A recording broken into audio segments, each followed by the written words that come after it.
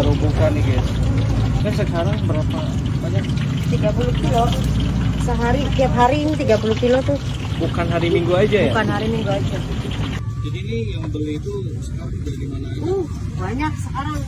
Ada yang dari Kuningan, ada yang dari Majalengka ke sini. Tuh. Ini bikin apa nih? Jagung goreng ya? Ya. Jadi jagungnya itu digoreng dulu. Ya. Berapa lama?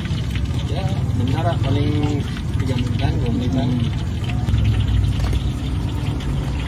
Nah, ini ada apa aja teh bumbunya teh? Ada balado, keju manis, jagung bakar, cili.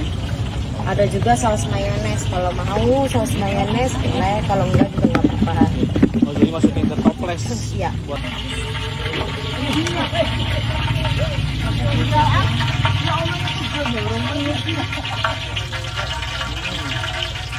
Sekarang jagungnya tuh lagi apa ya? Nggak besar banget, kecil gitu. jadi untuk satu porsi berapa banyak? 6, ada 6 ya.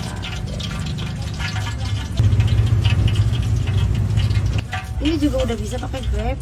Namanya apa? Jagung goreng keriting.